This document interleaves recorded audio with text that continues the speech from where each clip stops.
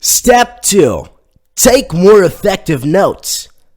Your notes are your method of taking the information that you're exposed to and recording it in a form that makes sense to you. When you do this, you learn more effectively. Also, you keep margins nearby for spontaneous drawings of those weird S things, or elaborately drawn out Mario levels if you're me. In this step, I'll teach you what I know about taking better notes. Notes that focus on learning rather than simply recording, that cut down on the processing you have to do after class, and that enable you to study more efficiently. 5 excellent note-taking methods. There are many ways of taking notes, one of which is dipping your entire head in ink and slamming it on your notebook, then making mental associations between what you're learning in class and specific features of the resulting picture, which probably looks like a rejected Rorschach test card at this point. Unfortunately, the subsequent amnesia makes this a less than stellar method. I know you're dying to test it for yourself, but trust me, use one of these 5 systems instead. Note, ebooks aren't a good format for images, but you can find visual examples of all of these in my video on note-taking systems. The outline method. Aside from just mindlessly writing your notes out in paragraph form, the outline method is probably the simplest note-taking method that you could use. To use it, you just create bullet lists out of the lecture material or book you're reading. Main ideas are at the top level. Supporting details become nested. Eventually, you build an organized, hierarchical outline of the material. This is pretty meta. I have a habit of reading a book for at least 15 minutes a day, and whenever I finish a chapter, I immediately go over to Evernote and type out some notes on what I read. When I do this, the outline method is my system of choice. While some of the other methods I'll be going over offer certain benefits for learning, I find that this method is perfect for recording a concise picture of the entire book without losing any important details. Also, if you prefer to take your notes on a computer, the outline method is one of the easiest to use. The only problem with the outline method lies in how easily it lends itself to mindless note-taking. That is, simply recording the lecture material without really thinking about it or trying to put it in your own words. I've definitely been guilty in the past of sitting in certain classes and trying to note down every detail the professor says without really putting in the mental effort to learn. The Cornell Method. I'd be surprised if you've never heard of this system before, though you may not know exactly how to use it.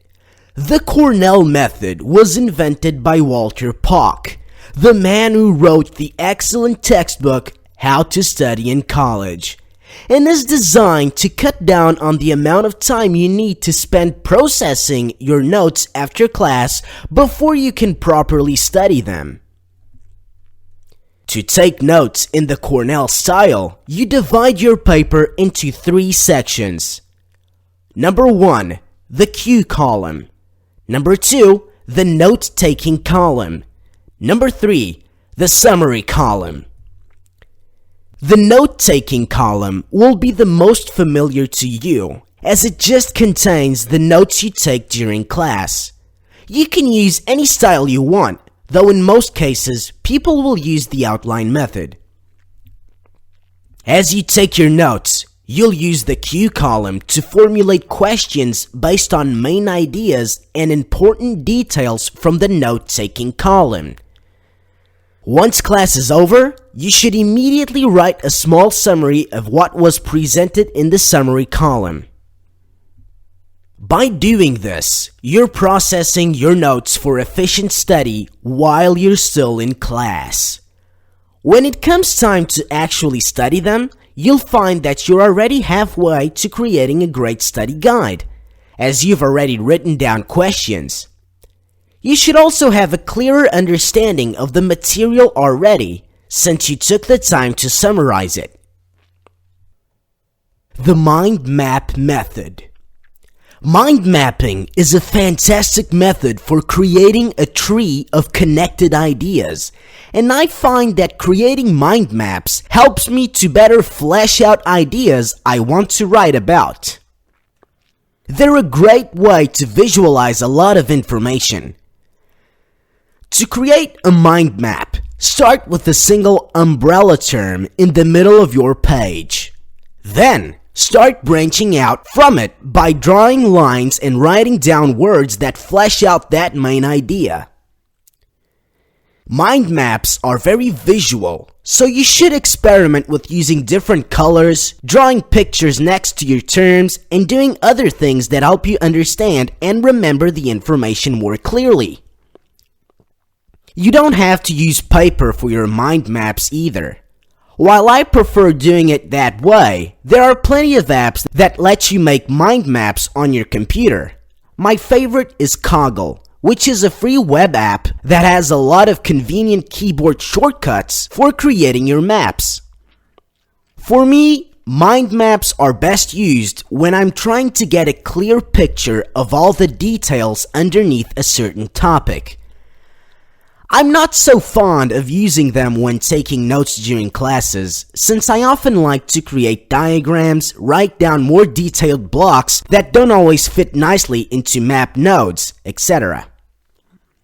But what if you want to integrate small mind maps into your notes? Can you create a hybrid system? Yes, you can, and it's the flow method. Your brain stores information in a messy web of tangled facts, ideas, memories, and references. The structured hierarchy of outline style or mind map notes doesn't exactly represent how that content lives in your head. Enter the flow method of taking notes. This method was created by Scott Young, a writer who is best known for going through a self-directed version of MIT's entire computer science curriculum in just 1 year. Scott takes in information using a technique he called holistic learning. This technique emphasizes learning in a style that mirrors your brain, creating interconnected webs of information or constructs, visualizing things, and avoiding rote memorization. The flow method is one of the cornerstones of holistic learning. Most other note-taking systems are based on hierarchy. As I illustrated in the section on the outline method, you put main terms at the top and nest related details directly under them. Mind maps are similar. The main term goes in the middle and details branch out from there. Conversely, flow notes are meant to be an on-paper representation of your mental picture of a subject. When you take notes in this way, you're transcribing them in a completely original way instead of simply copying down what's presented in lecture. It's very difficult to become a mindless copying zombie when you're taking flow notes, which is something that can't be said for the outline method. Flow-based note-taking is a creative process, not a recording process. Instead of just writing down what the professor argues, you're also going to come up with your own ideas, examples, and connections. Scott Young. The main goal of flow-based note-taking is to help you learn the material once. By taking notes in this way, you should be able to actually integrate new facts into your existing body of knowledge the first time you process them, rather than having to go back later to study them a second time. So, how do you actually take flow-based notes? Here are the basics. Connect terms and ideas with arrows. Deliberately write things down in your own words. Create backlinks. Links ideas back to related terms and details mentioned earlier in the lecture. This style of note-taking is probably the hardest to perfect, as it's very personal and requires you to think about your notes in a very different way than you're probably used to. If it's a style you want to pick up, give it a good few tries before writing it off. Also, recognize that flow-based note-taking isn't perfect for every subject. As Scott Young emphasizes, it's best for subjects where the ideas are easily connected to other ideas. For very detailed dense classes where the material doesn't easily form a dense web of connections, a more hierarchical system will probably help you capture all the information you'll need to study more effectively. The Write on the Slides method. If your professor is nice enough to provide the lecture slides to you before they're actually shown in class, then printing them out and taking notes right on them can be an excellent method of note-taking. I call this the lazy man's approach to note-taking, but in reality, it's just efficient. If 80% of the information is already available for you to take home, then you can save a lot of time by simply adding personal notes and references on top of it instead of going through the effort of writing your notes from scratch. One nice feature of this system is that it gives you something similar to a timeline of the lecture. Since the slides are usually presented in a linear fashion, you can use your slide notes as a way to jog your memory about things that were said at a specific point in a past lecture. It's quite similar to SoundCloud, which is a hosting service for audio files that lets you leave comments at specific points on a track. There isn't much more to say about this method. However, I will mention that it's important to remain vigilant about truly learning the material and putting ideas in your own terms.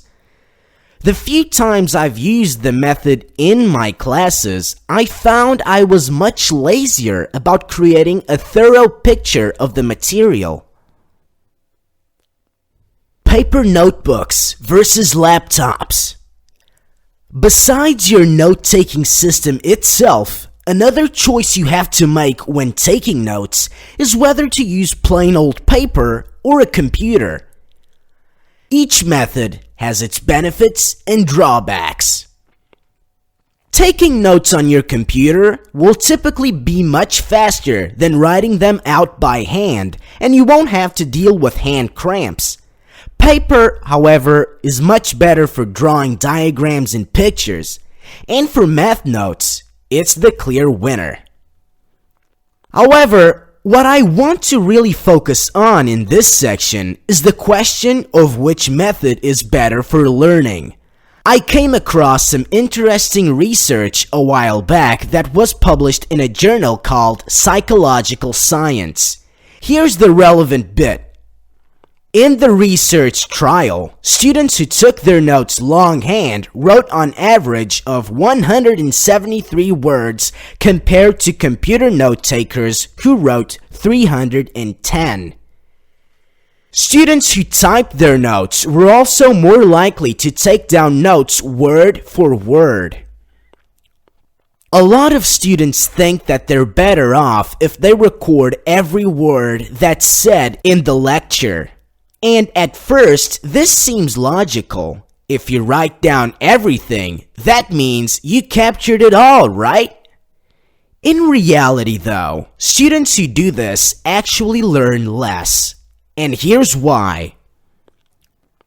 When you're taking notes and a new idea is presented in class, it has to pass through your ears or eyes and then go through your brain for processing before it ends up in your notes.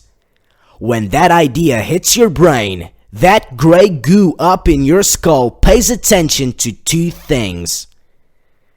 Number one, Syntax: the auditory sounds or printed letters/symbols that make up the message.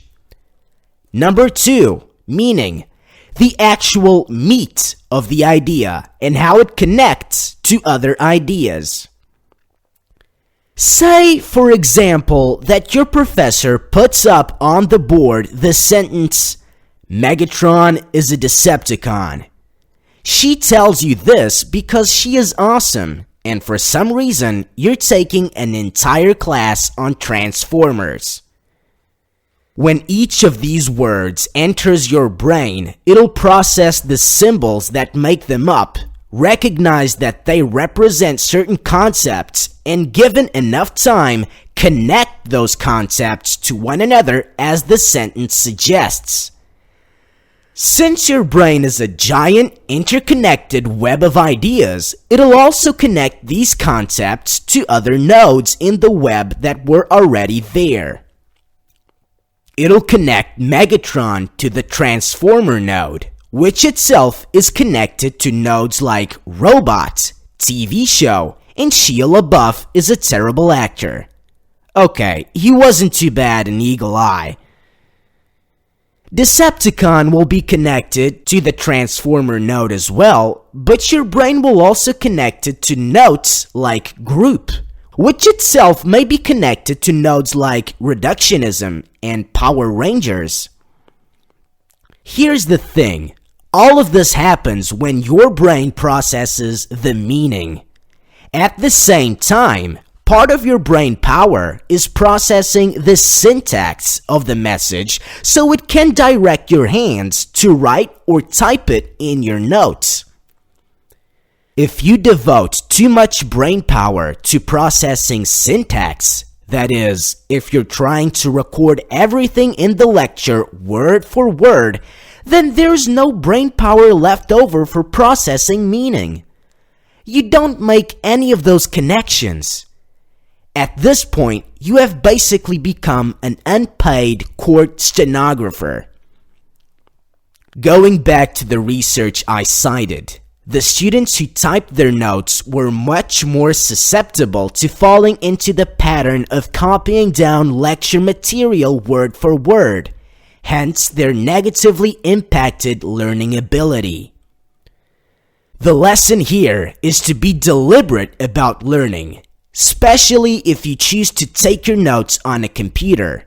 Since you can type much faster than you write, you have to exercise more vigilance and focus harder on actually learning the material and leaving out extraneous details that only waste your time.